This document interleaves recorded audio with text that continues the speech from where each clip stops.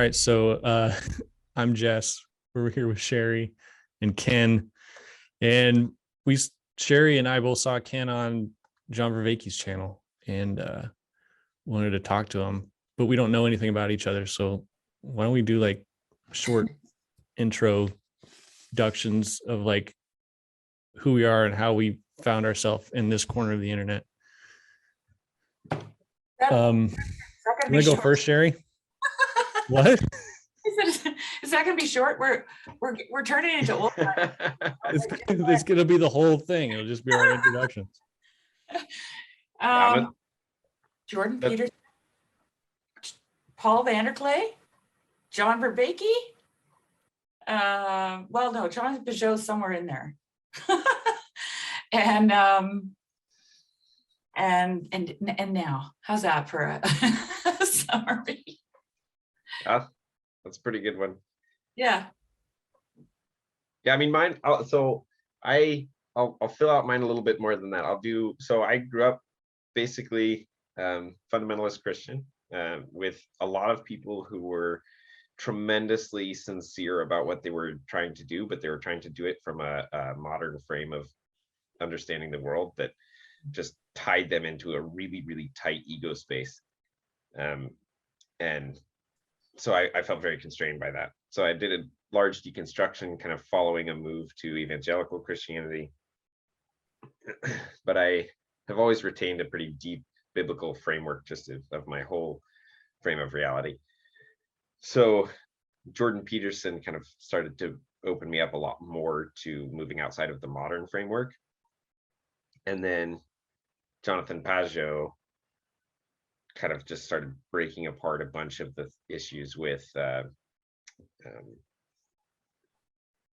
getting stuck in words as frames, really, is what I would say, and being able to actually think symbolically.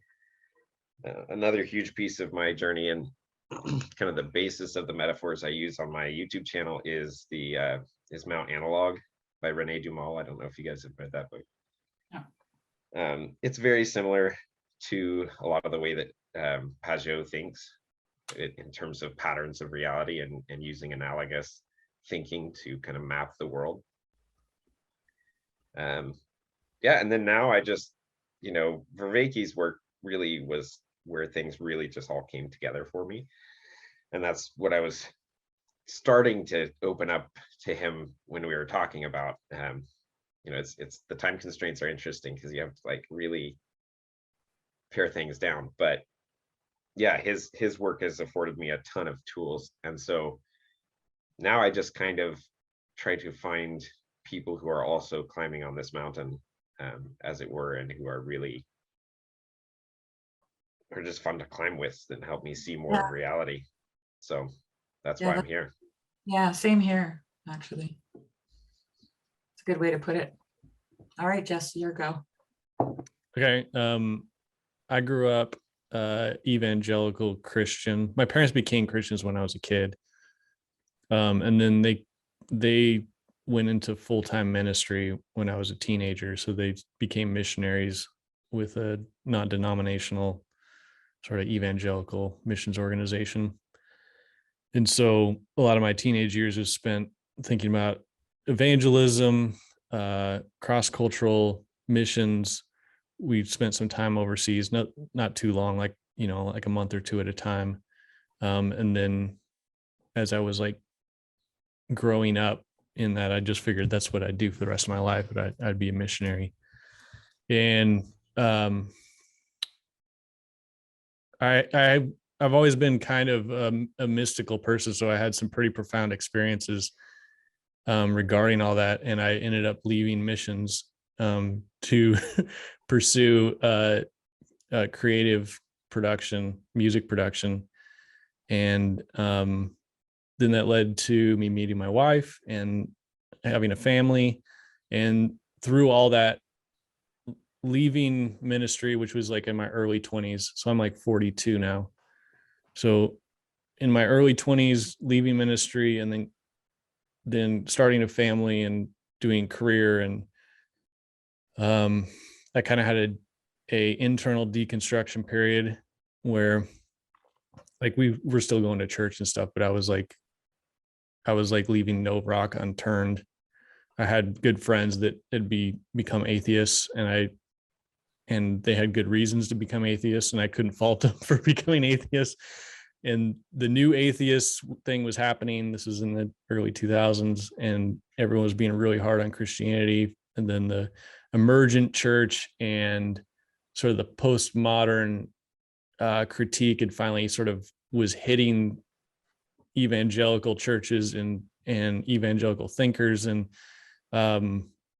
so that I was part of that too. And so I had my sort of deconstruction that's sort of left me undone a little bit. Started, I was reading Marx. I was like trying to figure stuff out. I was trying to, seem like justice was a good narrative to kind of get behind. And then Jordan Peterson came along, kind of helped.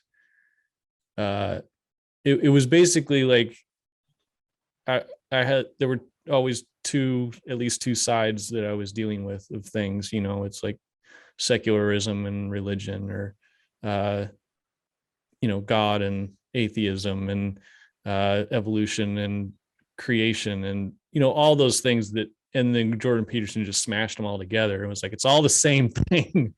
And and then I ran into Peugeot, and then into Vanderklay and Vervaeke, which led me to this corner here. And I've been talking with Shari and other people for years now.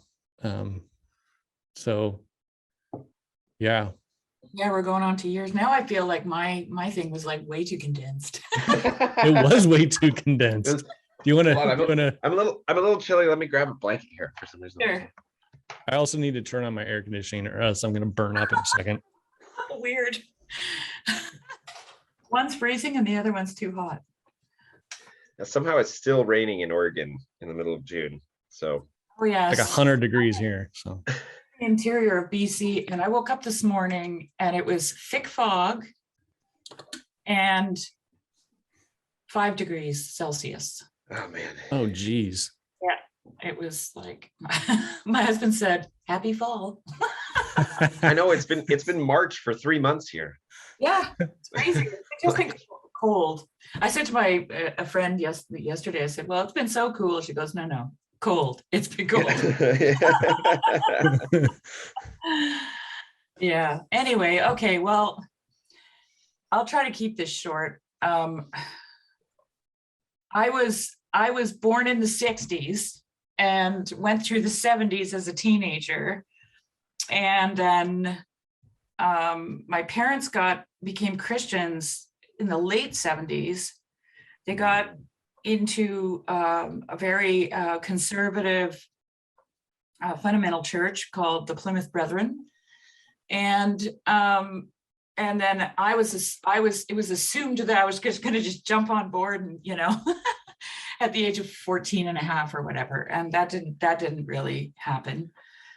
I left home at 17, and then when I was 19, I got pregnant, and then I had a kid, and I thought, well, I'm going to read the Bible as a textbook just to help me figure out how to, save this child from all the terrible things that I've been through, right?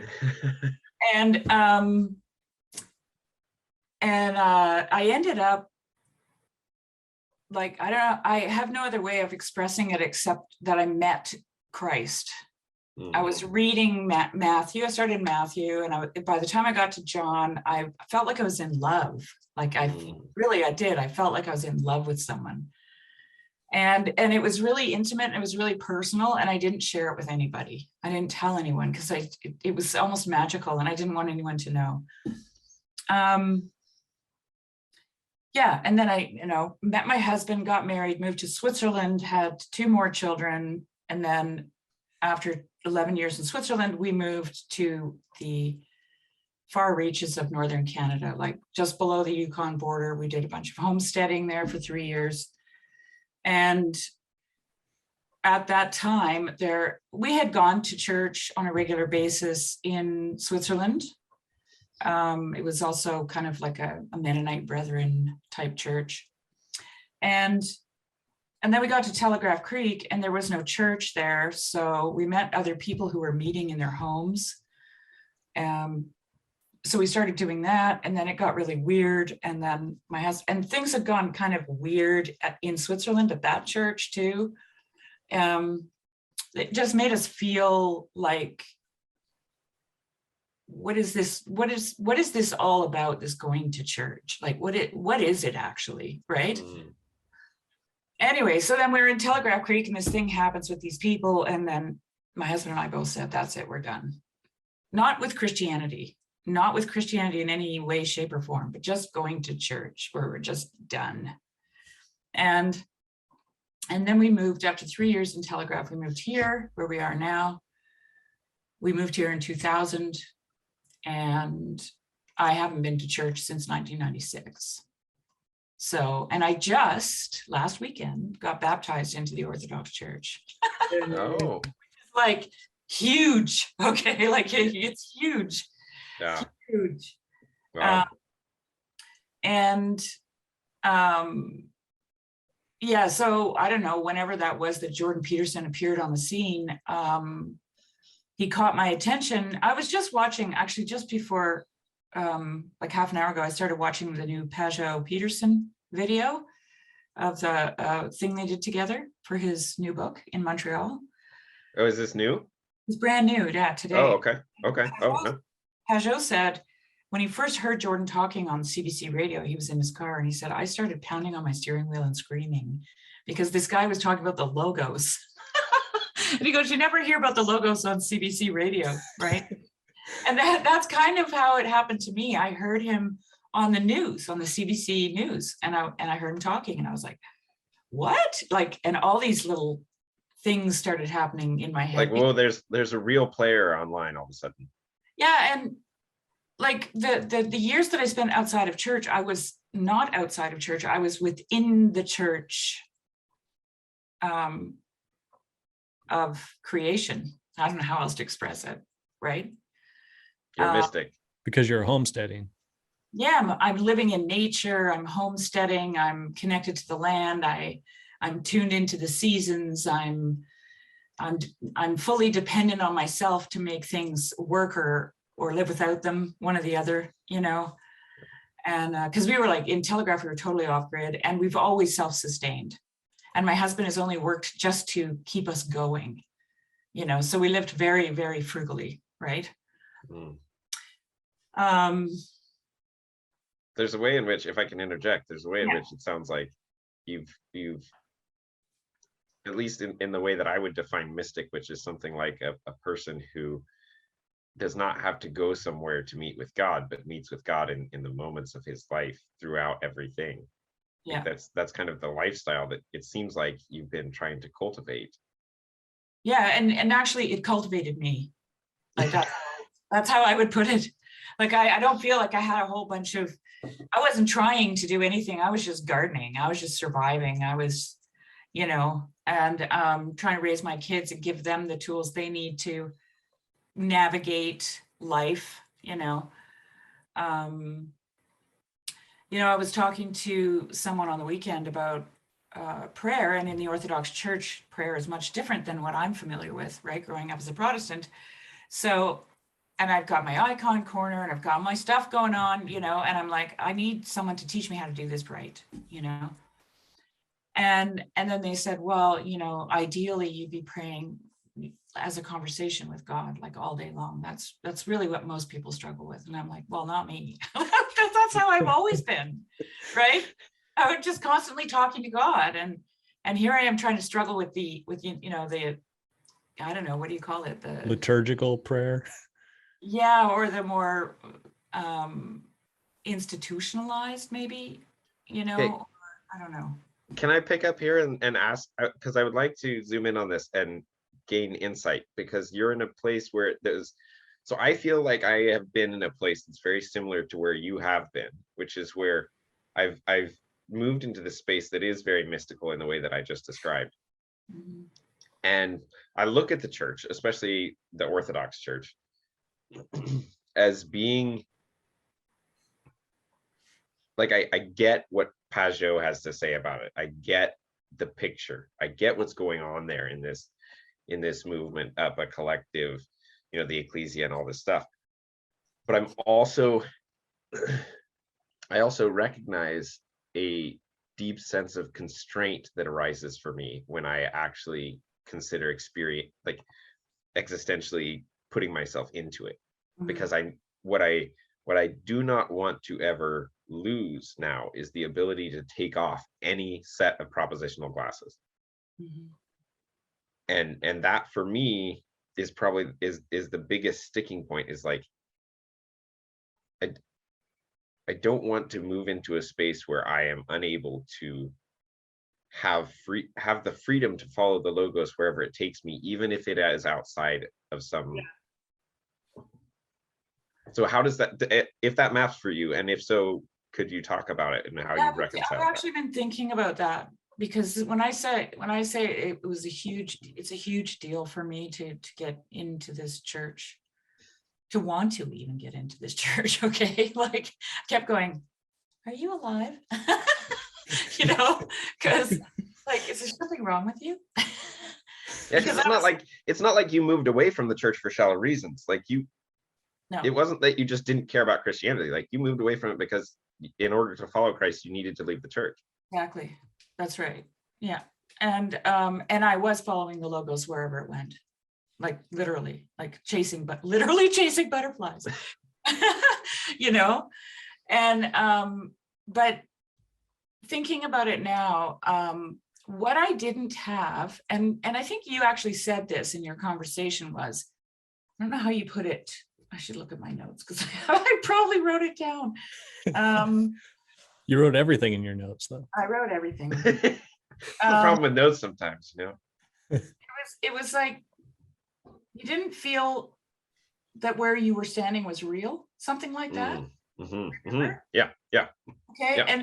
And the way I feel about the way I would describe that is that it's bottomless. Like I feel like I could fall, because I'm not standing on anything. I'm not anywhere, right? And so when I'm in creation, I'm standing on the earth and I'm under the dome, right? And I know where I am. I see myself there, right? And that is actually what the Orthodox Church affords me too. They have a floor, right? It's really basic, the floor of the Orthodox Church, the dogma, It doesn't ask a whole lot of you, actually. It's basically the Nicene Creed, But then overhead you have the dome, right? And it's filled with stars.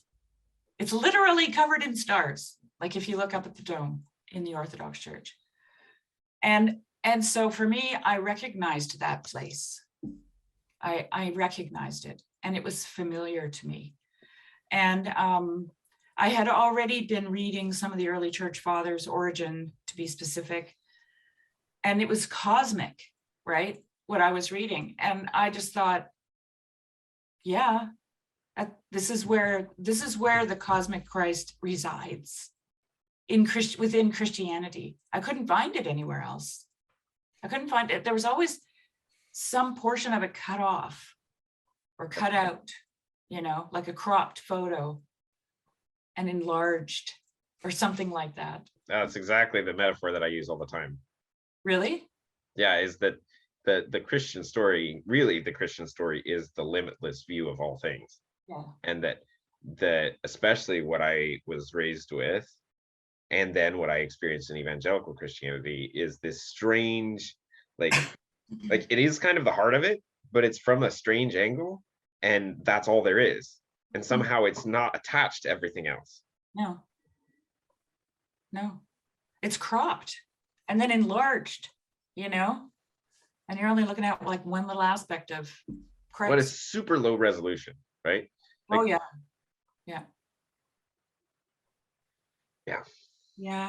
Okay, so there's like so many places we can jump in here. So maybe we should like step back and orient a little bit. What direction do we want to go here? Well, I like the idea of like you were talking about following the logos wherever it goes, and and I have like a part of my story is that, I was, I was in this missions organization. My parents were in it.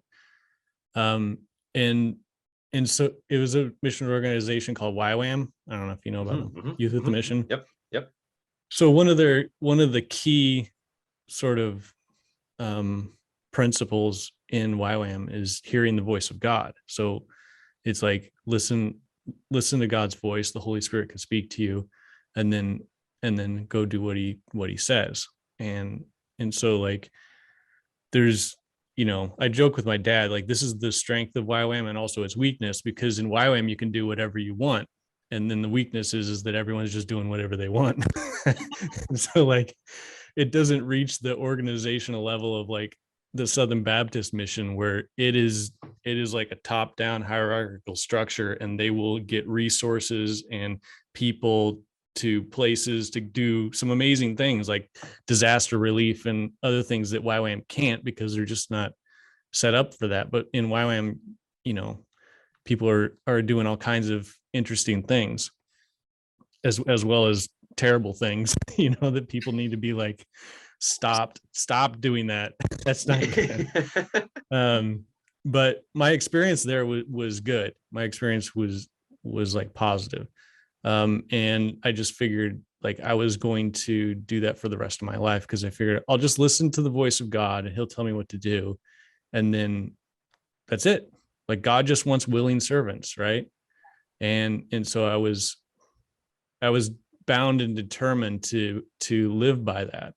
And then I figured like, what could be the highest thing I could, point myself towards than to, try to go into all the world and preach the good news. And so unless there's something higher, then I'll go do that. But this seems as high as I can go, and seem like a foolproof sort of plan. And, there's, it's sometimes hard to explain like how much sort of zeal and stuff is in it. There's sort of this youthful zeal about going out and doing this work, and being full of the Holy Spirit and God using you. And, I've been in all sorts of situations and seeing God do all kinds of things. And it was incredible.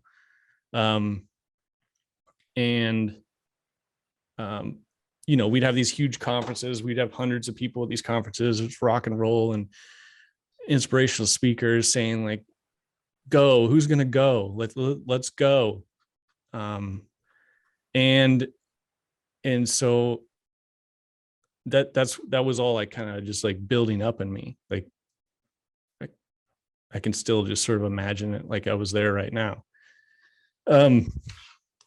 So it all came to a head though, because there were several years where God wasn't telling me what to do. and everything I was trying to do mission wise wasn't working. So here an example is like everyone in YWAM is self-funded. So you fundraise for yourself. You raise money from friends, family, your church, and they give to you monthly, and that's how you make an income. But I was basically raised all my teenage life in missions. So all my friends were missionaries, everyone I knew. And then anyone that I knew that wasn't a missionary was already supporting my parents. And so like, yeah. And so like there was, I think at one time I had one supporter that was supporting me $50 a month. And I was like, all right. And so I was like working at a coffee shop, and then I was like, well, let me go take some college classes, because I wasn't really finding a place in ministry that was working for me. And so I was in like business school, and I was just like, I was kind of just really struggling. And it all came to a head, and I was like, God, what do you want me to do? Just tell me what it is and I'll go do it. Just freaking tell me. And I heard as clear as day, he's like, well, what do you want to do?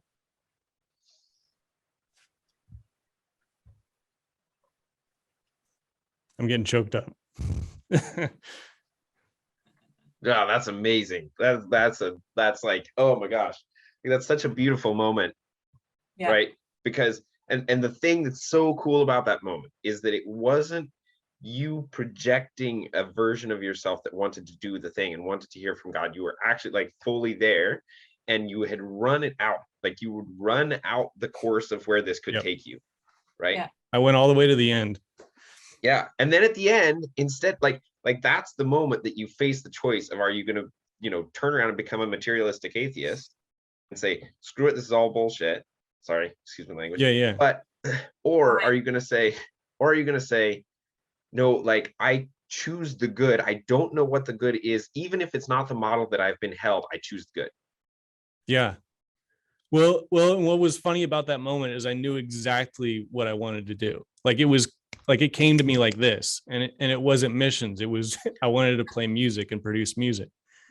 And God, like, so I just told him that. And then God was like, go do it. And that's so cool. Yeah. And so, we, it's funny because like we had these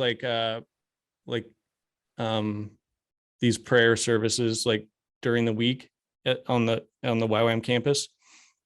And so at one of these, usually like when people could get up and share or pray or whatever. So I got up and I, usually someone would come up and say like, God's called me to Tibet. I'm going to go to Tibet. And we pray for them and kind of celebrate. I mean, what a place for God to call you to, man. Like, yes. Yeah. So this is like normal. Like, and so I got up and I said, I'm not called to go anymore. So I said, I'm not called to missions, and I'm going to go produce music. And everyone was just like, yeah. But I was like, it was like my anti-sending. I was like, I'm not going. And they're like, all right. Wow, that's so cool. Actually, that's so cool that you actually did that though, right? Because that's even better, because you're like, there's a way in which, at least from what I'm hearing, is you were so like it was so authentic for you what had happened, that there was no fear of ridicule for you to actually get up there and do it, because you didn't have anything to defend. Yeah. And it was like, talk about free of the propositional. Like I had lost all my propositional framework at that point, and I was literally just trying to follow the logos, and the logos asked me what I wanted. Jesus is asking people that. They're like, he's like, what do you want? Yeah. And he'll be like, we see stories like that all the time. And so that happened to me. And so I left missions, and there was another moment, which I think is relevant to all this sort of the theme here, is I had found an audio engineering school that I was going to go to, and it was in Arizona. And so I did a bunch of mountain biking when I was in Colorado. So I was out mountain biking, and I stopped. I was kind of like taking in the view, and probably going to choke up on this one too. But I just asked God. I said, I was like, because I had this eerie feeling that I was like, I was like seriously stepping out into the unknown, because like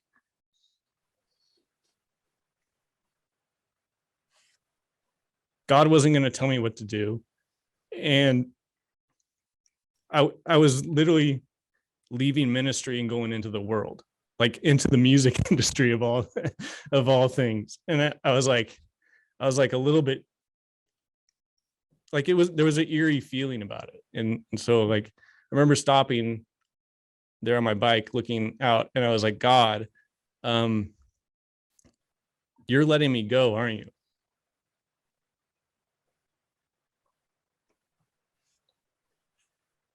And he said, yeah, but you'll get to know me better than you would have otherwise. So beautiful. Dang, that is so cool. Yes. Yeah. Wow. But Yes. like that was the precipice of all my deconstruction and everything. Like after that, the next 10 years was, I don't know what was happening half the time. Like I never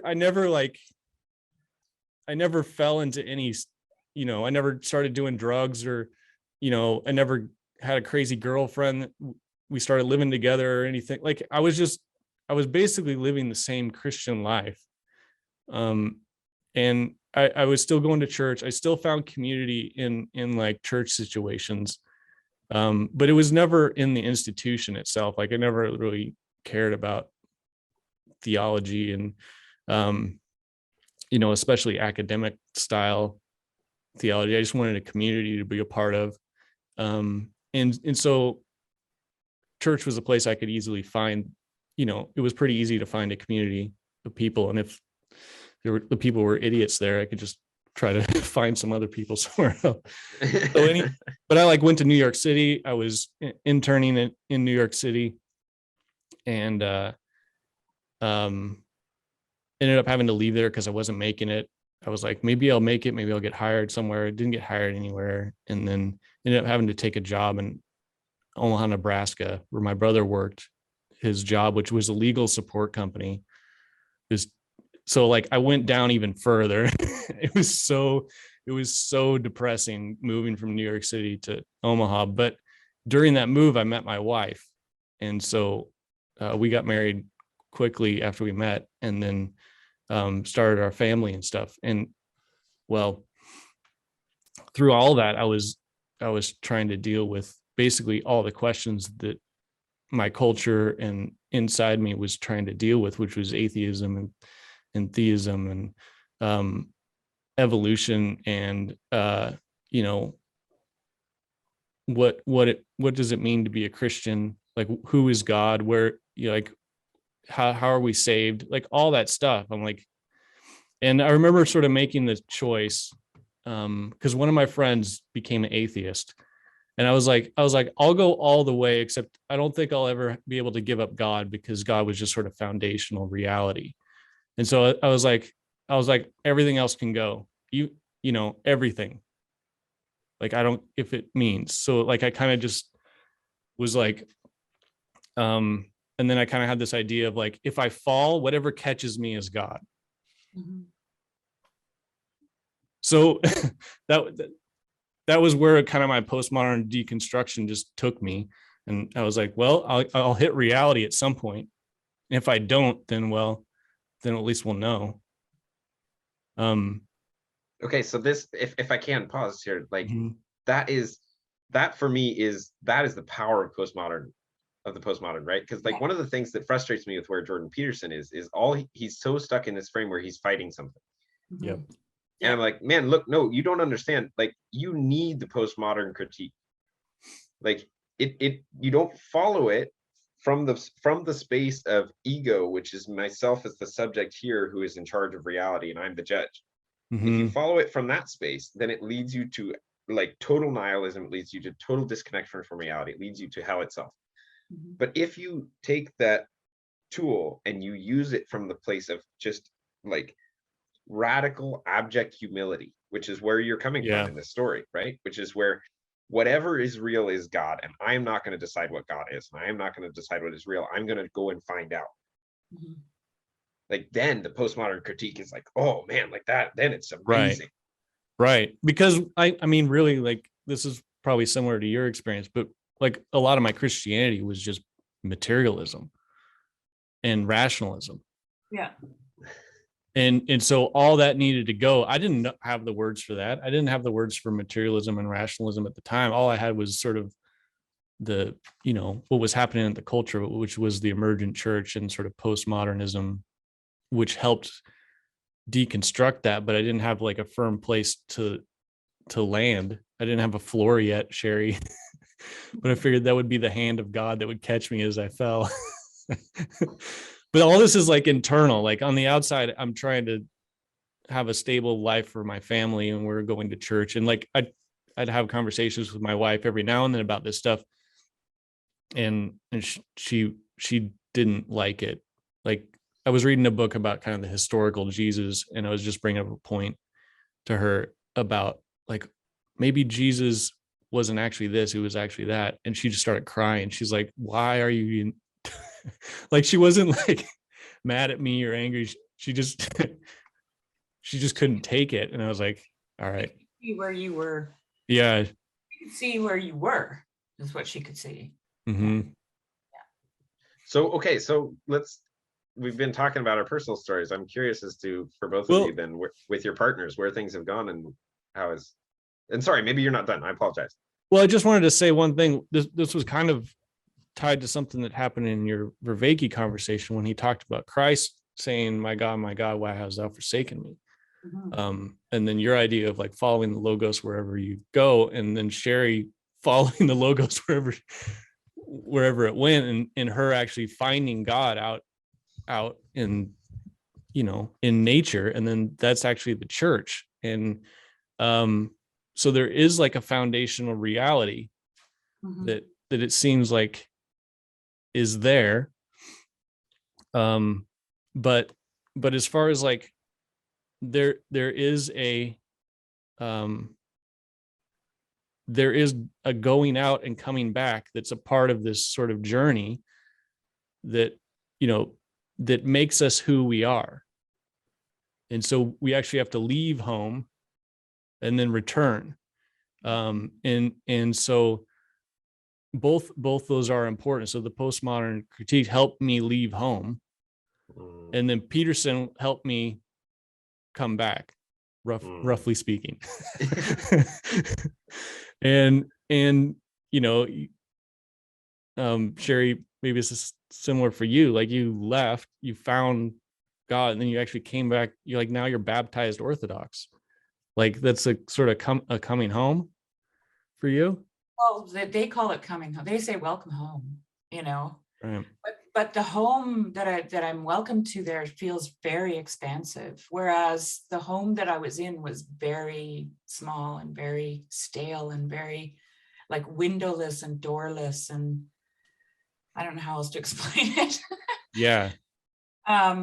Whereas this home is under the dome, you know, it's under the dome, it's cosmic. And so like you were talking about constraint earlier, right? And there's something I listened to years ago. I listened to it was a podcast before there were podcasts, a radio show on CBC radio about advertising. This guy has this, you know, weekly, what does he call it? The Art of Persuasion or something. And it's very interesting. He talks about the psychology of it and stuff. Anyway, he was recommending he did a whole thing on constraint and the beauty of constraint. And I remember hearing that and knowing what he was talking about, because the beauty of constraint is that it provokes or incites or germinates or ferments creativity in people, right? And I mean, I know that from living on the land. So, you know, you're in Telegraph Creek, we were like 800 kilometers from the nearest hardware store. And if you needed something, like some nails or something, or a piece of wire or something, right? And you didn't have it, well, then you got really creative really quickly, right? And so when he was talking about this, I was like, yeah, this is exactly what fosters creativity, right? Is this constraint, but the constraint has to be, and then I know this from raising my livestock, the constraint has to allow for personal freedom at the same time, right? So like I've got fences everywhere to keep my sheep in or my horses in, but I have to make sure that the space that they're in is big enough for them to exercise personal choice, right? So that they're not just eating the same old grass every day because they only have, you know, half an acre or a quarter of an acre to eat off of. But I have to give them lots of acres so they can have some raspberry and some this and some that, and right, it maintains their physical health, but it also maintains their mental health, right? They're not stuck without a choice. They're not prisoners. I don't want any of them to feel like prisoners, right? Because I know what it feels like to be a prisoner. And I can't stand the thought of my animals feeling like prisoners. Yeah. And but at the same time, they're constrained. They're constrained by the fences, right? Yeah. And so that's always been for me what the church should look like.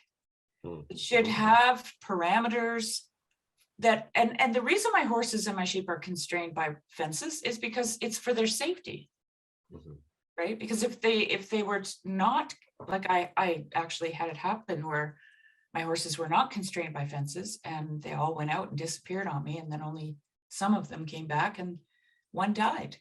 One was killed by a predator, right? And so that was on me because I didn't have a fence. So I had to build a fence, right? And so it's a balance, you know, and it's a very fine balance. I don't know why we started talking about, what was your question, Jess, now? Well, it was about Christ being forsaken, this going out and coming back. Oh, the withdrawal. Yeah, Well, can I pick up on that constraint aspect a little bit? Because you raised a lot of thoughts there for me, and I want to explore it because this is a space that I'm having a hard time exploring for myself. So, and I'm going to say that my response is going to be framed by the space that I'm in, which is I feel a constraint from my perspective towards the church. So it may not even be the church's issue. It might be my perspective of the church. Yeah. Which of the Orthodox Church has it's a fairly filled out frame in a really deep way, but not in the practical sense. It's not very filled out at all in the practical sense. I don't know what it's like to go to an Orthodox church, really. So the thing that I think about with constraints, like you're saying, is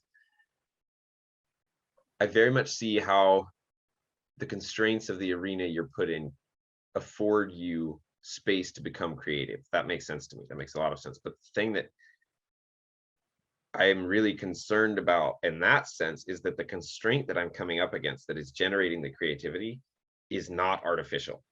Right. It needs to be and it can't be, and in order for it not to be artificial, it can't be, kind of man-made. It can't be made from the space of, it can't be a fence. It can't be a fence. Right, exactly. And like, but that's at the highest level, right? That's at the level of fails. Actually. Yeah. Well, that's fence.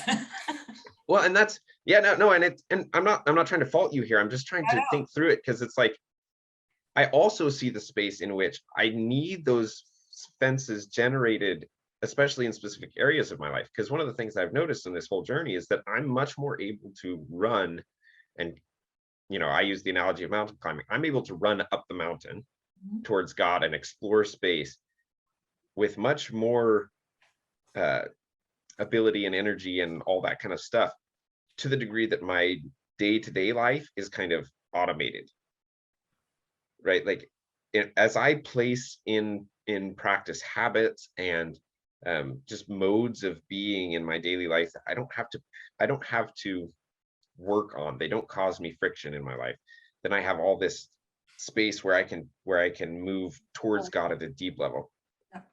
And so I very much appreciate the constraints on that level. And I'm wondering if maybe that's the way in which it might be optimal to orient towards this idea of church, is that it provides that space on those higher levels, such that as you come down to this really like deep core contemplative, root awareness as naked awareness,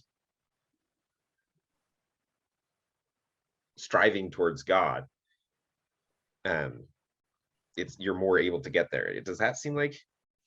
Well, I don't know. When you were talking about it, I was actually thinking about what the constraints are within the Orthodox Church. And like I said, there aren't very many.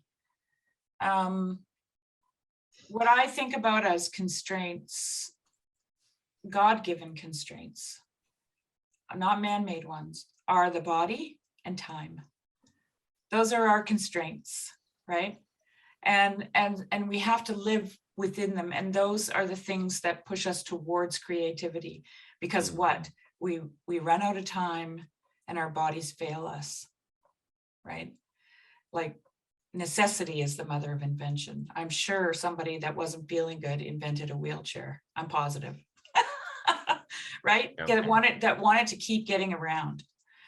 So, and if I think about those God-given constraints, and I translate those into, let's say, the Orthodox Church, for example, I see that there.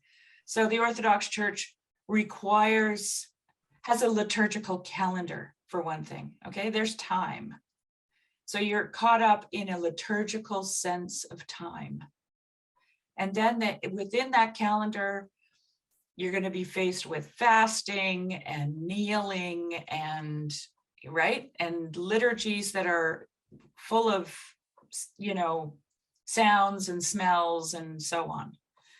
And there's your body. And that's how I see it within the church. Where I came from, the constraints were all rules based. They were all fences. They were all man-made, right? And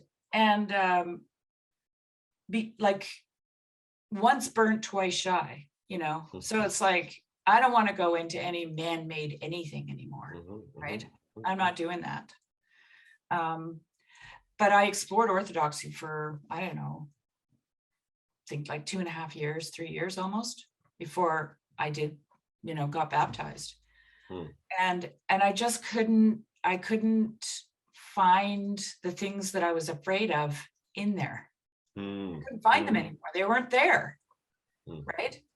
And I saw the cosmic nature of the church, even within the architecture of the church, So I don't know if that answers your question, but that's how I see, I'm really simple and basic in the way I think about things.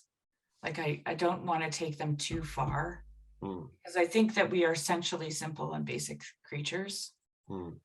And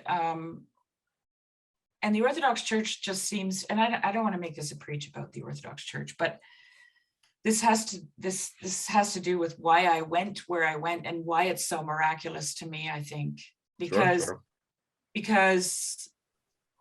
I wasn't willing to give up what I already had, and I didn't have to. That's really what I'm saying. Yeah, for my yoke is easy and my burden is light, right? Yeah, exactly. Yeah.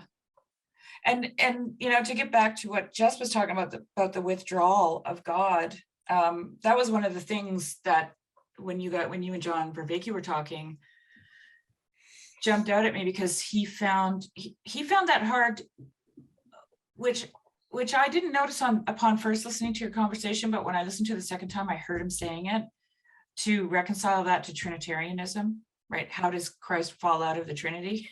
Right, essentially, that's what he's saying.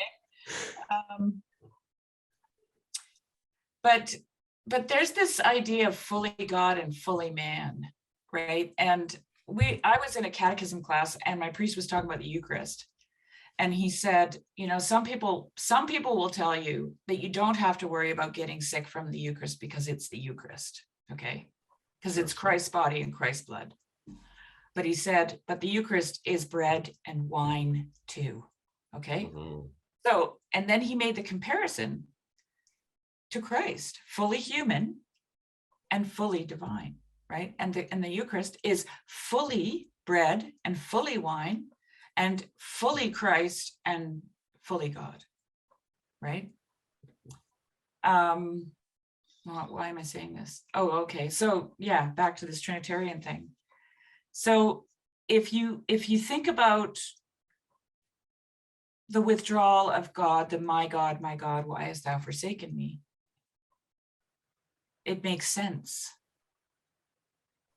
right? That the fully human experienced the withdrawal of God on the cross, right? Even though it was fully God, or he was fully God. So how does that happen for you? That's the big question. Like, I'm not going to try to answer that one, because like, how could you answer that, right? But Well, so I've been trying, right? No, So this is what I'm trying, because I started in on it there with Vervaeke, and then we got sidetracked. yeah, And I'm actually glad we did, because this is something that I had thought about some before, but not really deeply. And you know, so to frame before I start talking about this, like one of the reasons that I'm talking with Vervaeke about this is from the perspective that I see it now. I think that Vervaeke is like he's more Christian than Christian. yeah, Like he is more a follower of the way than is possible to be while believing the Christian narrative as it stands today. mhm, And so like what I'm trying to do then is try to figure out how does that work? Because like from everything that I've ever been able to interact with of his, which is a significant amount, he seems to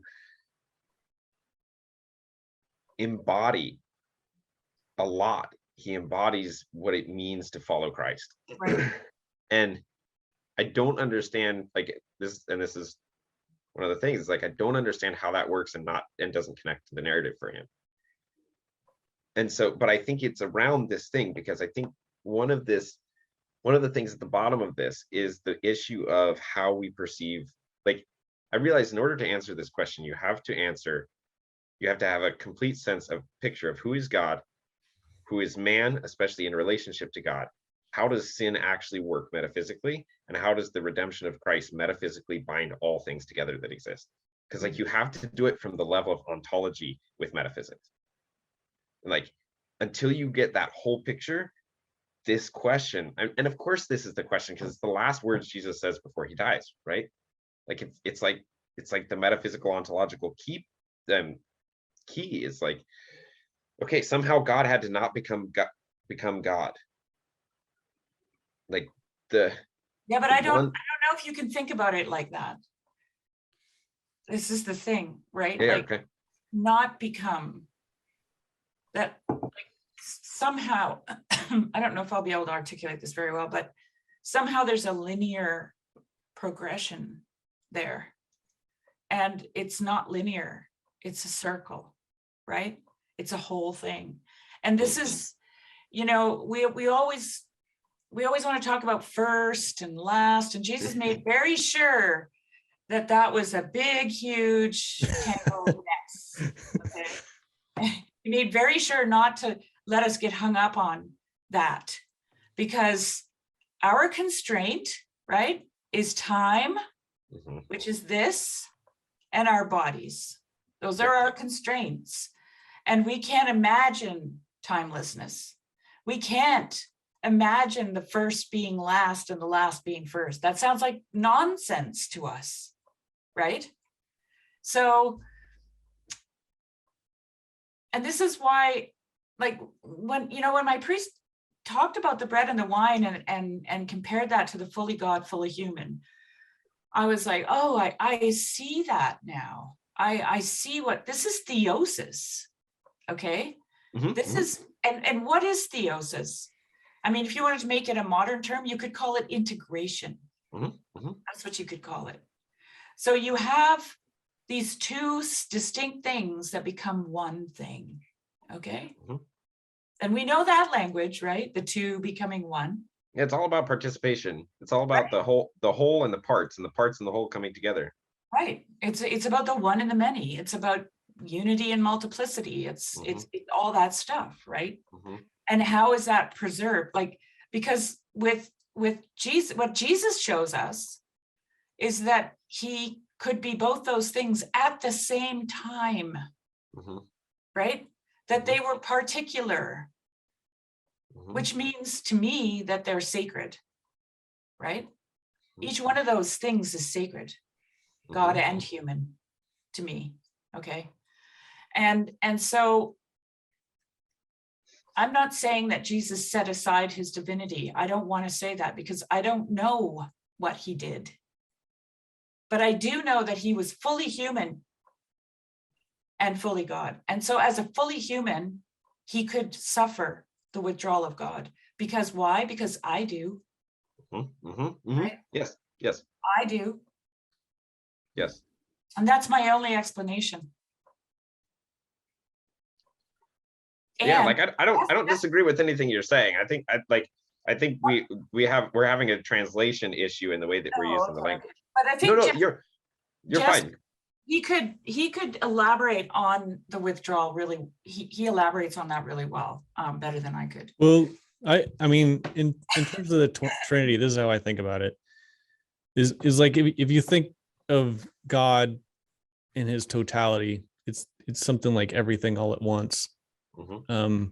And there's no differentiation in it within God himself. He's the fullness of everything all at the same time. And so how does a God like that create?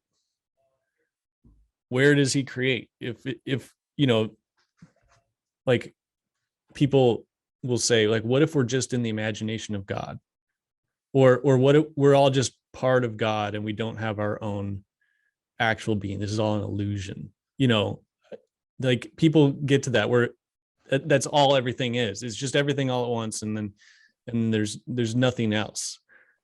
But I think that's not creation. That's God dreaming or thinking or something. Like, in order for something to actually become real, in a sense, there has to be a space that it can inhabit. That's not everything all at once. And so that's like, I see that. I think about it really spatially. I think of it as God filling everything everywhere, and then there's this space that opens up, and that's essentially the void. It's nothingness. It's the tohu wabohu. It's chaos. It's something unknown, but it's also wisdom. It's also the spirit. It's Could it be a womb? it's the feminine.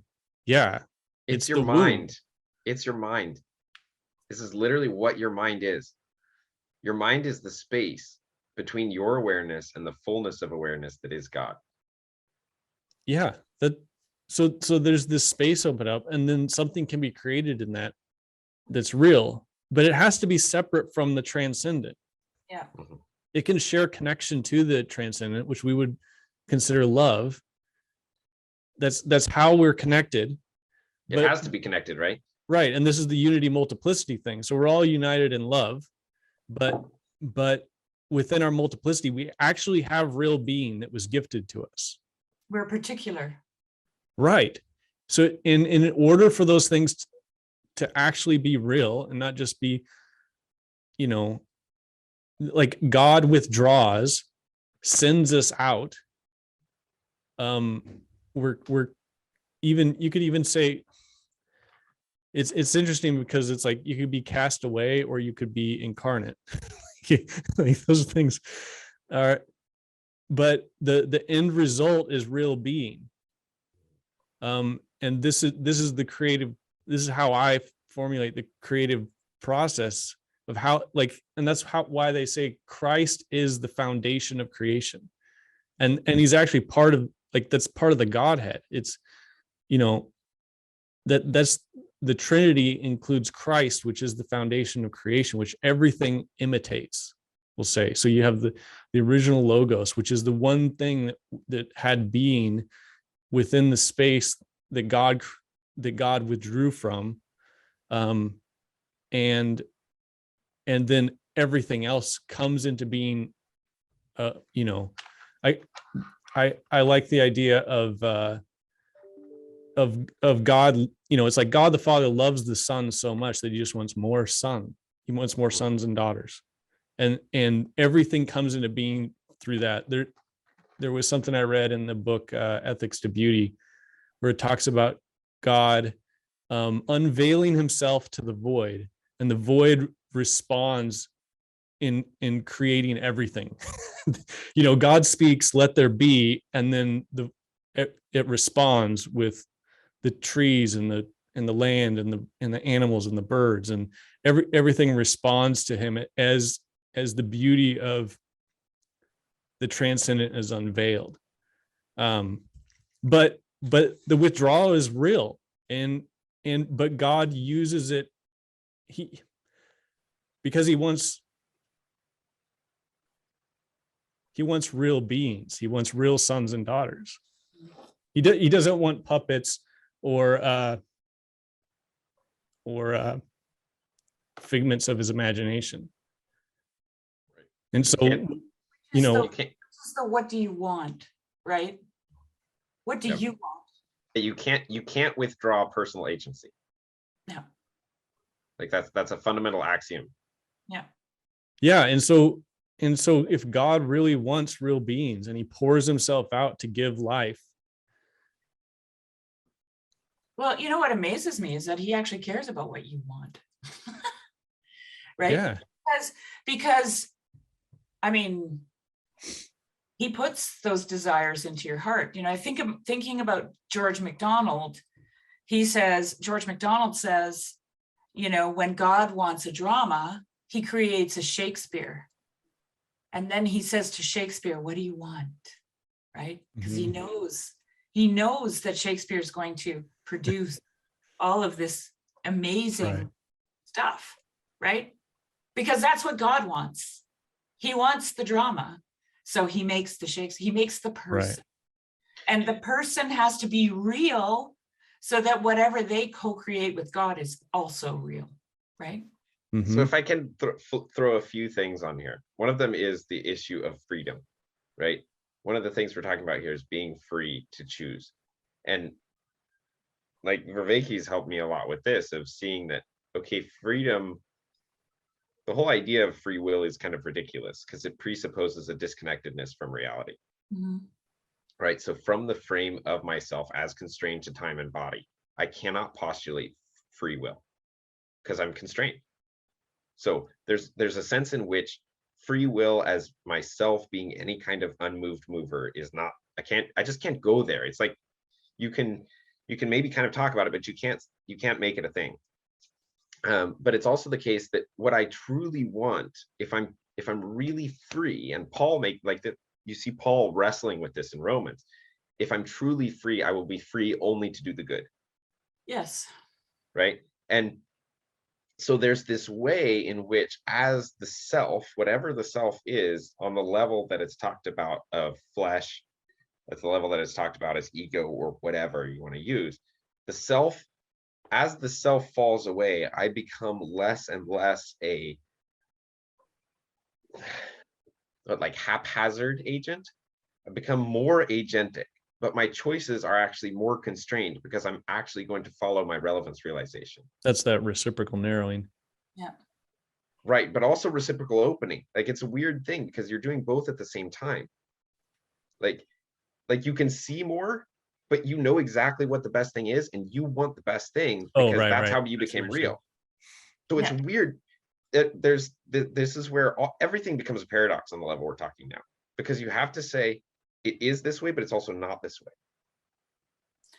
Yeah, there's an interesting Maximus the Confessor has the idea that we have two wills. Mm-hmm. We have a natural will and a gnomic will, right? The one that deliberates is the gnomic will, and that Christ only had the natural will, which was always to will the good, right? Yes.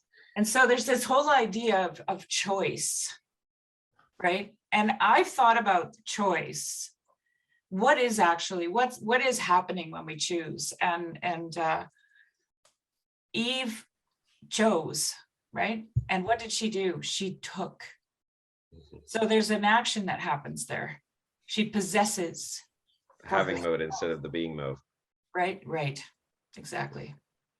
And so this is what Maximus points out with the gnomic will is the deliberation to possess, right? To have. And then whatever it is you have becomes a weapon.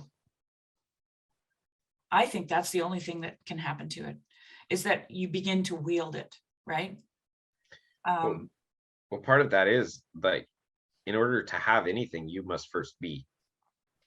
And in order to be, you have to decide that there is something that you are. And this is something that I was talking about with John a little bit, is like, in order to be in a space where I can say, I have this, then I have to stand somewhere. And in order to do that, I have to decide what is real. And then I'm deciding what's real. I become the arbiter of the real. like that's actually the move of original sin, is to get to the space where I'm no longer just flowing with reality. I'm actually projecting. I mean, postmodernism and Jean-Paul Sartre's work is essentially, from my perspective, is essentially the purposeful, articulated working out of original sin. When he says man's existence is his essence, and he's saying the core of what you are is whatever you will yourself to be into the next moment.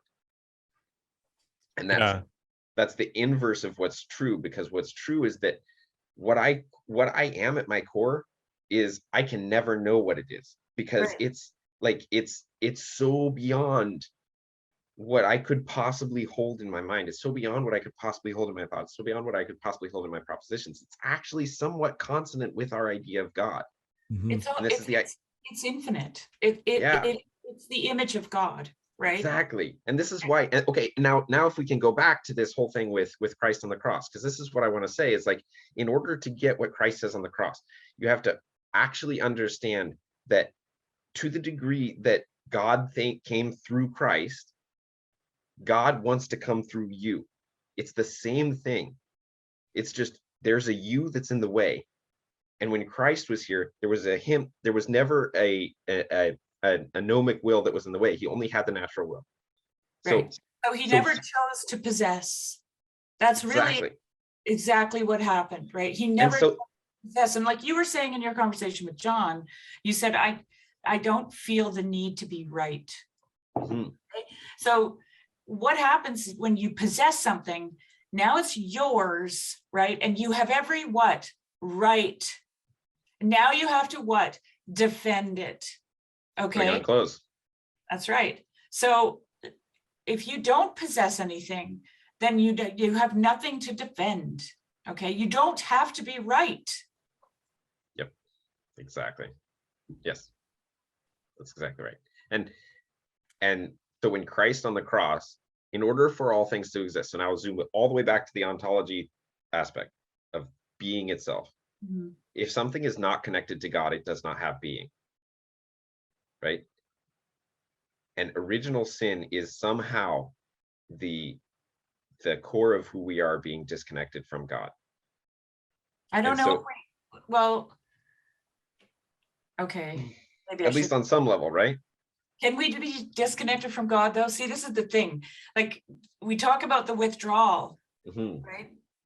But so what is that? Is that a disconnection or is that a hiddenness? I think it's a hiddenness. Okay. So I think it depends on the posture, right? Like on the posture where the self is actually like trying to work out and I'm committing original sin in my actions more and more and more. I get to the place where I'm so far from God that I actually live in hell.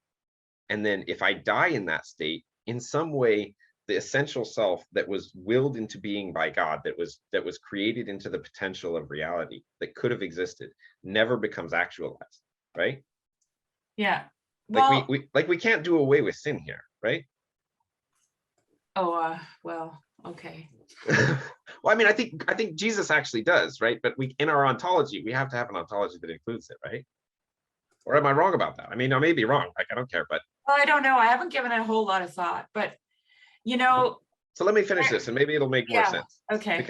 Because what I'm trying to say is something like, okay, there's the image of God that is created in each of us, and for that image to become the likeness, I have to, in every moment of my life, have the fullness of the light of the divine that could shine through that moment. It has to be allowed to shine through. And when I commit sin, I'm basically disallowing some amount of that light to shine through my life. And thus the actuality that becomes realized of my life is lesser than whatever would be the actual likeness of God. I think about sin. I don't know. See if my analogy works. I think about sin as the hot and cold game. You know, when you were a kid, someone would hide something and then they, you know, you'd move towards it and they'd say, oh, cold, colder, warmer, hot, you know. Yeah. And I think that's what sin is we do have a natural will. We do move towards the good. I would propose that everybody is moving towards the good, even when they're doing bad things, and that's another conversation. But yeah, all evil is the privation of the good. So the idea that sin is missing the mark, that's how I interpret it. Okay. As the hot and cold game. It's like, no, you're way off. It's over there, Totally. And eventually, with all the cues you get from the world around you, you move closer and closer to the reality, let's call it, right? And you were talking about hell and a disconnection from God. I think that hell is when you see your nakedness, right? It's when Adam and Eve look down and see their nakedness, and suddenly they're in hell. Okay. They're cast out of the garden. They're in the thorns. They're digging in the dirt. They're having, children, and it's painful, and people are dying, and all that stuff is happening, right? That's hell. And there's a guy named Douglas Harding. Have you heard of him? Okay. And he has this quote that I love so much. He says, he's talking about the 4 stages of life.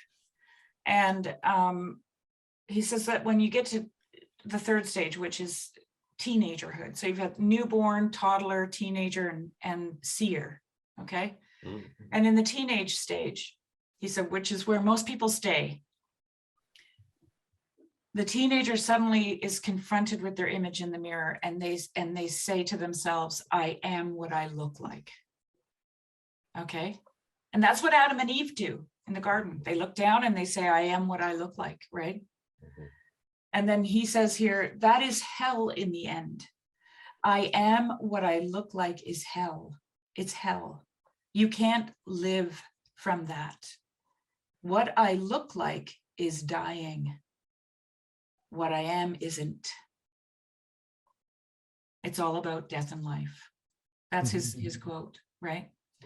And so for me, what I try to do is I try to show people how death is life and life is death in that sense, right?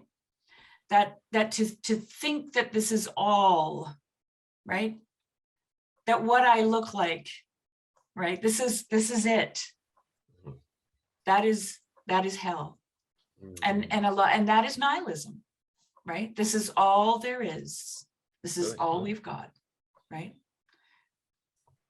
So I'm curious in terms of I can follow you. I don't disagree with any of that. I just see that as being a different level than the whatever the beingness that is me, and how so would you say that that sin then creates an illusion of reality that upon death just disappears? Or I'm a little bit, that's the part where I'm not sure if I'm missing you or something. Do you want to say something, Jess? I don't know. I don't know what I'm gonna what do you know Peter Rollins? I'm not sure that I know that name. He's been around for years. He's a Christian sort of postmodern thinker. He's a psychoanalyst, theologian. He likes Lacan and Zizek. You know Zizek? A little bit.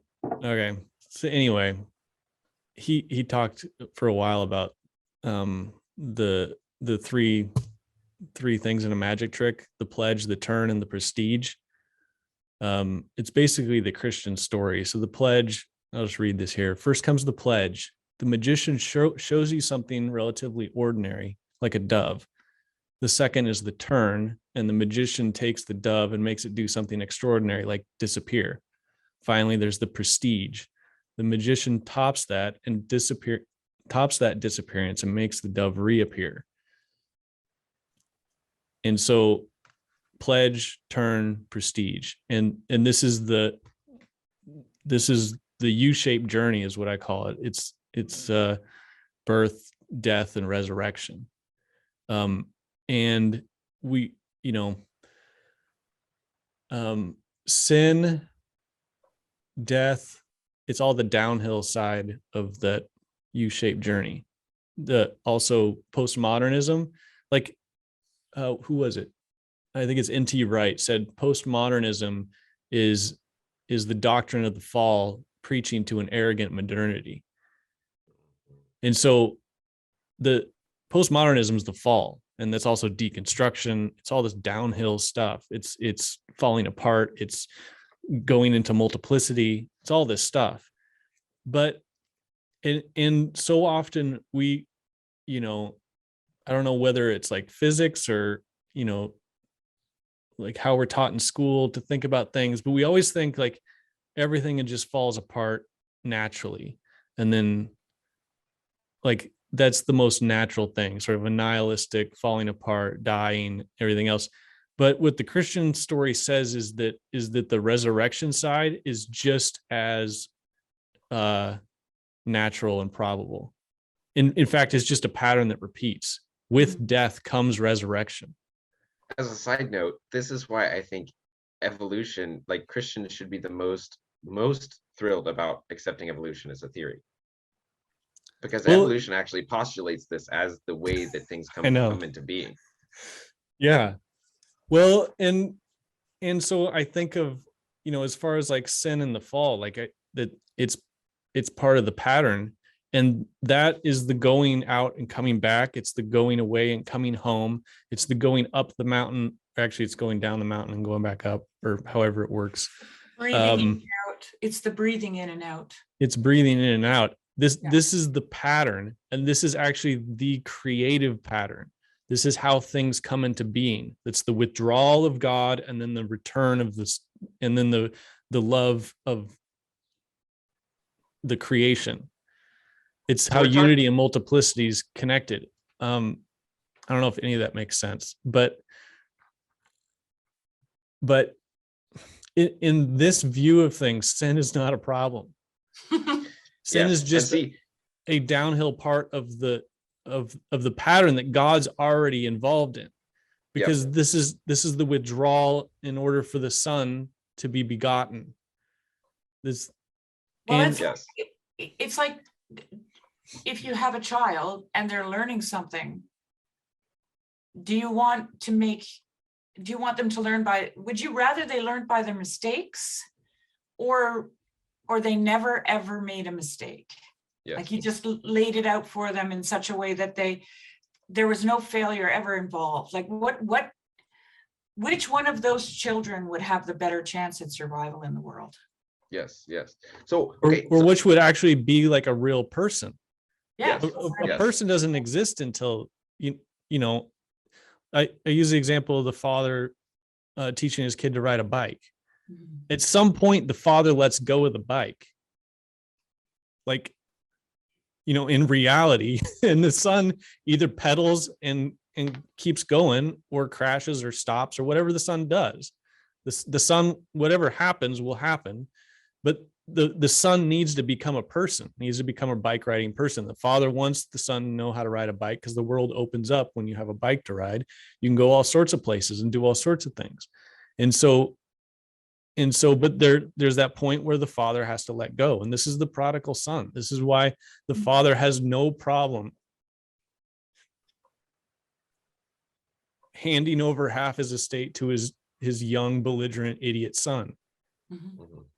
Because and the son doesn't even return for the right reason. The son is just like, well, he's good to the servants. Maybe I can become a servant. He doesn't even think that he would be a son again. He doesn't understand sonship. He doesn't understand sonship at all. And the father's trying to teach him. And there's no way to understand sonship until you go through it all. Yeah. Because the older brother who stayed, played it safe and did nothing, just waiting for whatever, he didn't understand his father either. Because he's like, why are you throwing the party? You never even gave me and my friends a goat to have a party with. Yes. Yeah. And the father's like, you never even asked me. You never asked. Yeah. So I'm 100% on. I can see all of that stuff. And so if I can try to characterize where I'm trying to talk about and maybe where we're getting hung up here. is that where we're talking about, and what you guys are describing, when I'm listening to that, I'm looking at the Christian story from the level of where the arc of sin, the fall, and redemption is a lower arc, and I'm outside of that and looking back at it. Is that fair? Is that where you're at when you're thinking about that? The arc of sin, the fall, and redemption? Yeah, just like the level of the story that is human fallenness. Mhm. My perspective, my participatory perspective of being myself is now, I can see that as being the lower story arc of all of reality. That is not all of reality to me. No. Right? Well, see, the way Jess and I talk about it is a U shape, right?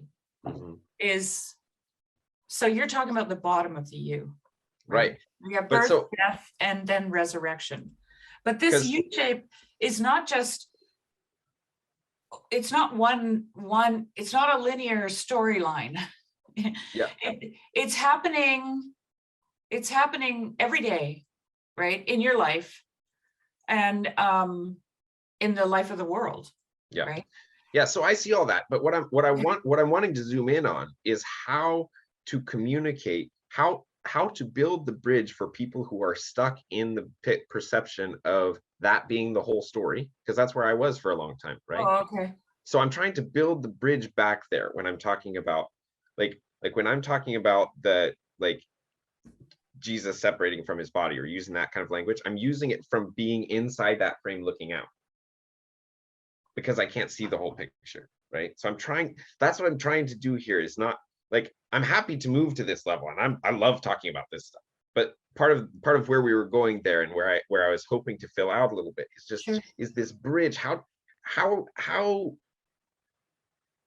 so one of the things is like, now that I can see it from this perspective, where I live now, whatever I am, is that it's so much more beautiful. It's so much more affording. Life is like, life and the story of Christ, the idea of God, like all this stuff, it means something. It's real. It's embedded in the reality that I live.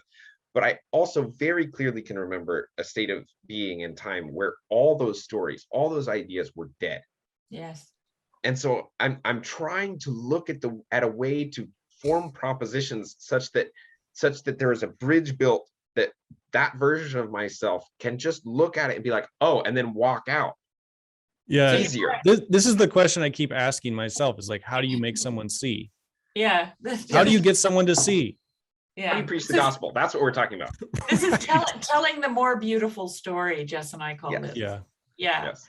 Well, here's the thing. You can say this and people will object to it. Like we talk about it and we're like, yeah, we totally get it. And then there's other people that will be like, what are you doing? And this is, we've talked about, me and Shari have talked about this before.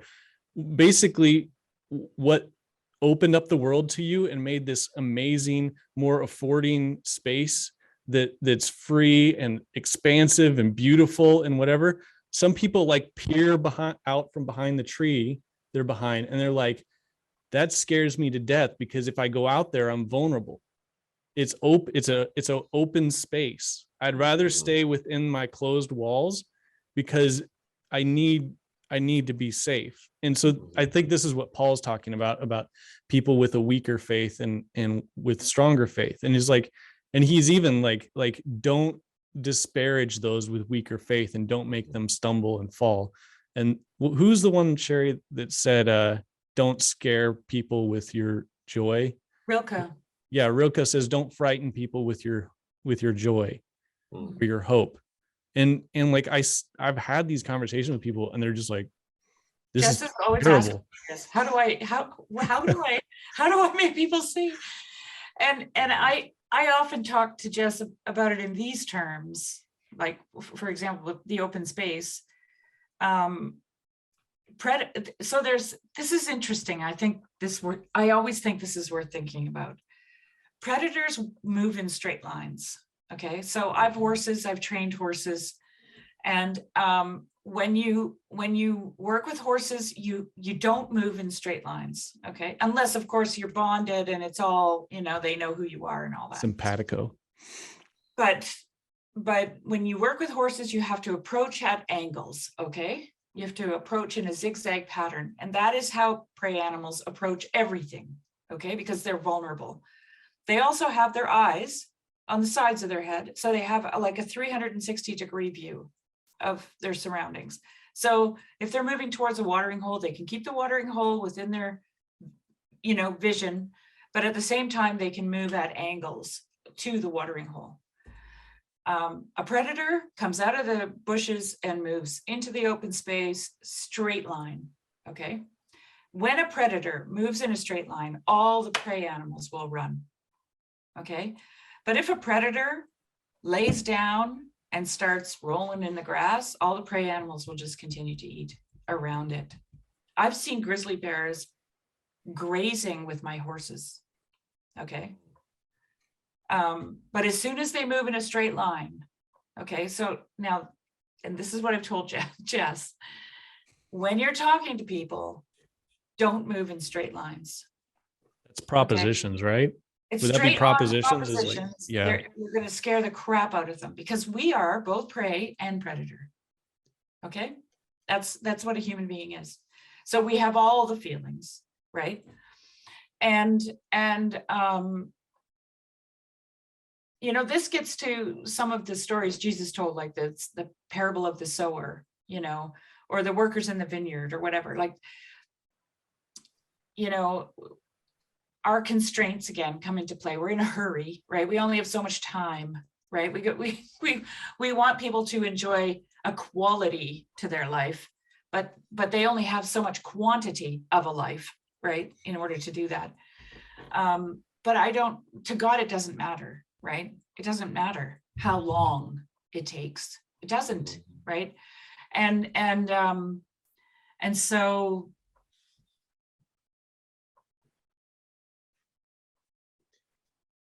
yeah, it's like detachment with agape, right? It's like the end of John and I's conversation. What we were talking about there is that you don't wake people up by yelling at them when they're asleep, or they won't want to be awake, right? You have to just open space it's all about space. With calling, just place your attention on them in such a way as to afford them the most opening that you can to the good, the most opening that they can handle. Yeah, exactly. Because if you open it too wide, sometimes people will be like, and they're not going to go out. It becomes the falling off place that Peterson talks about, right? Yeah. And it's just the abyss that Nietzsche's talking about, right? Then it's just this dark hole of the unknown, and nobody's going to go near that. Well, and because it's like you can't jump out into the emptiness. No. Of becoming nobody, right? You can't just do that while you're still somebody, while you're still needing to have all these things in order to be safe, like you're talking about. You can't just jump off. This is kind of what happened with Jess when he said he had that experience when he was mountain biking, but he already had been having to answer the question, what do you want? And the thing is, that's a huge question to ask someone what they want, because then they have to know what they want. And most people don't know what they want because they don't know who they are. And then that journey, and you already know this, Ken, leads you to God. Yeah, because Yes. the years before God asked me that, like we're kind of like, it was fun. Like I was doing this and that and here and there, but it was sort of wandering, and like, I didn't know, like I would think I know where I was going, and I'm like, I don't know where I'm going. And then it was, there's this movie called Spy Game. Have you ever seen it? It's Robert Redford and Brad Pitt. I love the movie. It's kind of an obscure movie, but so Robert Redford's a CIA agent, and he's trying to recruit Brad Pitt, who's a sniper from Vietnam, and he's a really good shot. And so he's like, I want to recruit this guy. And the way he recruits him, is he basically, through manipulation, he gets him assigned to like some weird backwater office in Western Germany, where he's like shuffling papers on a desk, where he was like an army ranger sniper, and now he's like doing desk work. He keeps him there for like years, just waiting for him to become frustrated, so that when he comes in and offers this thing, it sounds amazing to him, and he'll do it. And like I kind of like I I think God does that to us. Not so much, he's not manipulating like that, but he'll let us just sit until we figure it out. He's like, I have all the time. God is patient, and and he'll just wait until you're ready. And Well, then this when is you, how he approached everything in the interactions I found, anyways, these interactions were always, these were the things that made me fall in love with him. Okay. Because he didn't say, I've heard about you. I know you, right? He said, where's your husband? And he wanted her to be honest with who? Herself. That's who he wanted her to be honest with, right?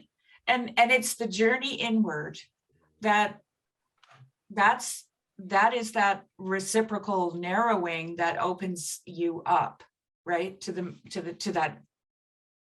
That's the flip that you're talking about. yeah, the flip is going through the eye of the needle.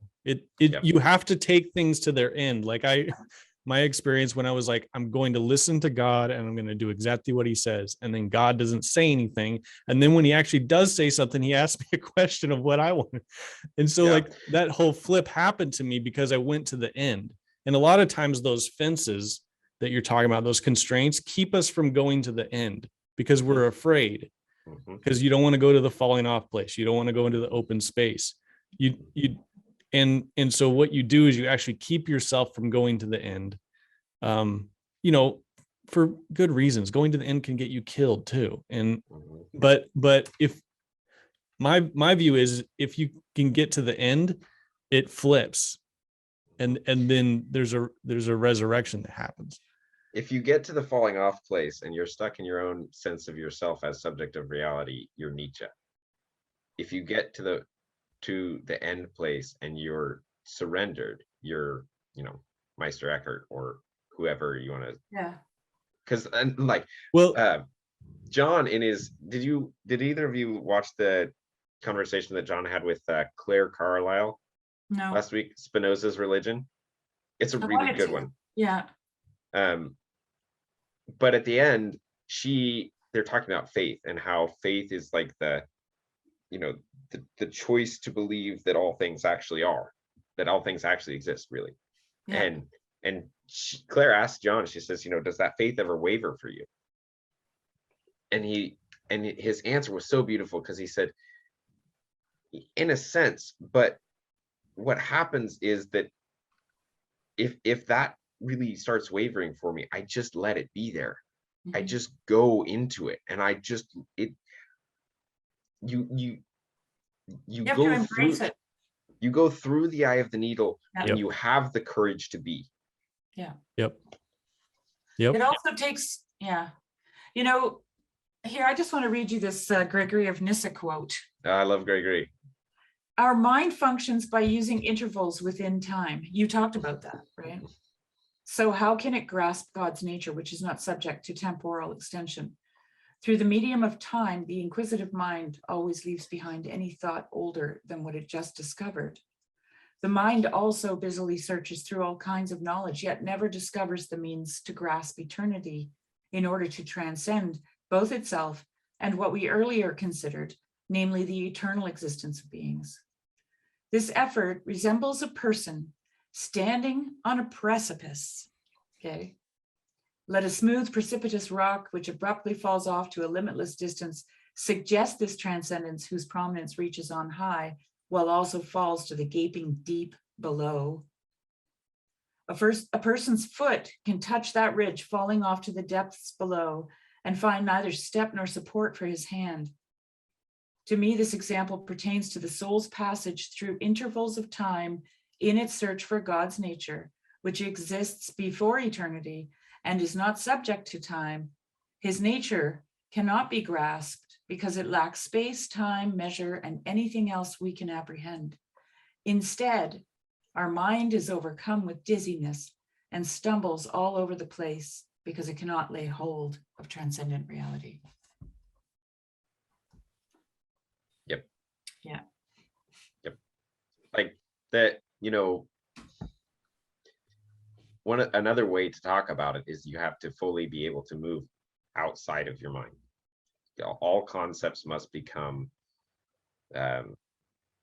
what they are, concepts. And you have to take every sense of the identity of yourself beyond the binary mode of thinking. Would you think about that maybe as a lack of possession? Like I think about that as wanting to know what you don't want to know. That's how I actually can do it. Is like an insatiable curiosity. Wonder. Yeah. So that, and there, I guess, has to be some sort of faith that no matter where you go, you're held, right? Yep. It's faith. Like that's literally what faith is. Yeah. Faith is like to jump. Yeah. To surrender and jump is that's faith. Yeah. Yeah. I mean, one of the ways that I think of that too is that one of that commandment that thou shalt not take the Lord thy God's name in vain. The name of God is I am. And so one of the things that I have kind of attempted to do for a while now is not claim I am anything. So I try to be careful when I say all the different roles that I inhabit, to actually use the words I do this, I whatever, and not actually use the words I am, just because there's this way in which the actual use of the words binds me into this frame within my own mind, and then I get all kind of caught up in something. But what if we flipped that though, Ken? Okay. So Harding would argue that the toddler is completely participatory in being itself, because they say I am Superman, I am the water, I am the tree, right? And this is how I would prefer to see the idea of I am, is that God is saying, and Jess and I have talked about this, in the beginning, God said, let there be, and then he says it, and it was good. Okay. And so what he's saying there is being is good. Okay. And Rilke says, the point is to live everything. And this is exactly what John Vervaeke's talking about when he says he sits with it, he embraces it, he moves in towards it, right? This is what jumping off the cliff is, okay? And knowing that you're held, right? Because you can say, I am, and it is good, right? I am being, and being is good. And this is the thing that I think most people, and if not most Christians, lack. Being, their Christianity has become Gnostic, where being is no longer good, right? And that they have to escape. They have to get to heaven. And one day being will be good. But God breathed his life into Adam, right? And he gave him a place to live. And he said, go forth and multiply. That is living. That is life. Multiplication is life, right? So I say, I am being, and being is good. And this allows me to rejoice in God always and again, like Paul said, even when it's not good, okay? Even when it feels bad, right? Because I know that I am being made. Yeah, totally. And we have the Whitestone name, or that we do have an identity, and it is hidden from us. So I think there's that idea that, like, like you said, there's a trap where you can over identify. You can be too locked into an identity.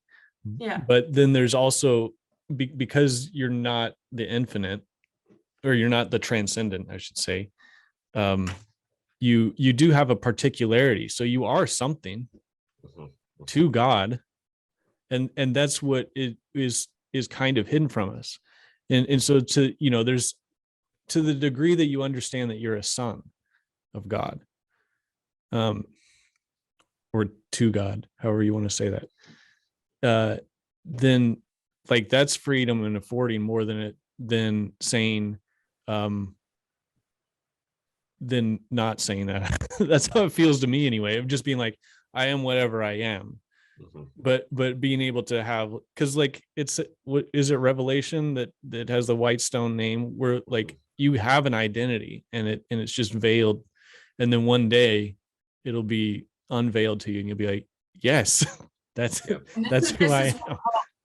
This is what Paul talks about in my favorite verse, which is, one day you will know as you are fully known, right? And so there will be this, what I call a simultaneous reciprocity of knowing, right? It'll be happening all at once, all at the same time.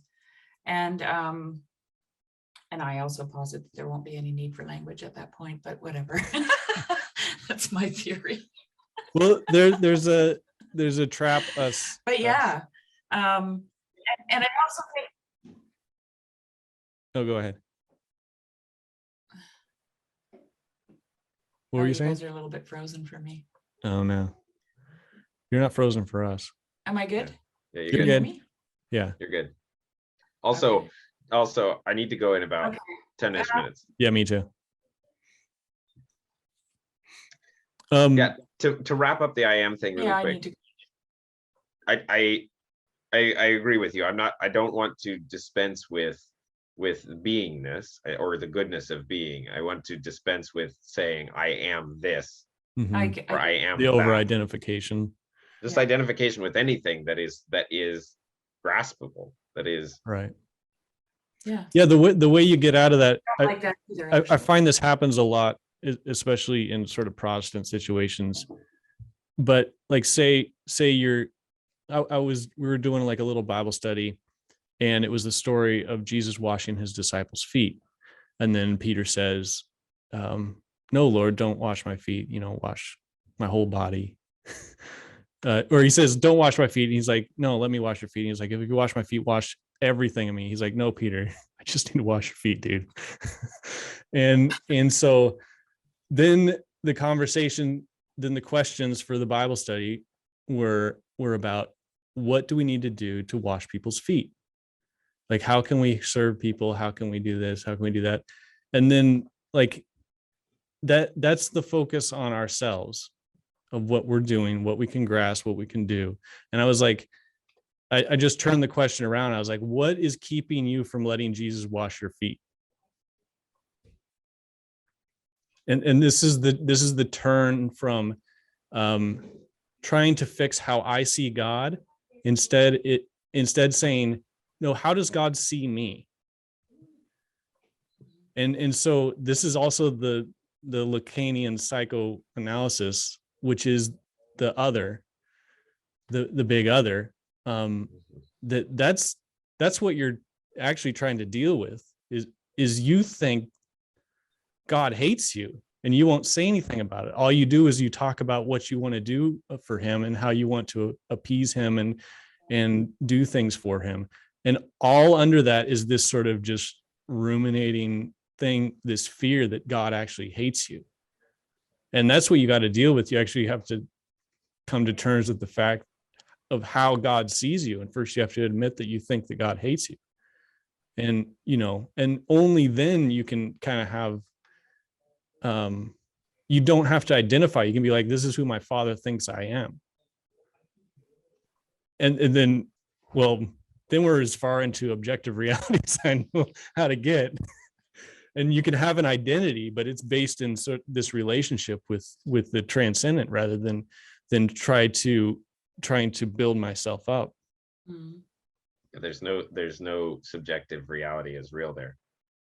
Right. Like this is one of the ways in which I see a lot of the church, at least how it's understood from a cultural perspective, as having gone so far sideways. And most of Protestantism is this way explicitly now, where it's a here's me as a subject, here's God as an object, and there's some kind of thing that has to happen. And that's like the cultural level of language around God. And it's like, okay, now that's not God, right? Like that God needs atheism, because like, I mean, that's the God that Nietzsche said died, and that Yep. God needed to die. Mhm. Yeah. That's not God. That's God made in our image. Yep. Yeah. Yeah. Exactly. So, It well, was good. Thanks, thank Ken. you. This was so fun. Yeah, It was this fun. was good.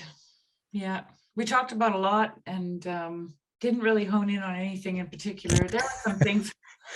We didn't move in straight lines. No, we did not. We zigzagged a lot, but that was fun though. Yeah. It usually well- doesn't when you do just pure dialogos, right? Yeah. That's right. Yeah. Well, thanks a lot.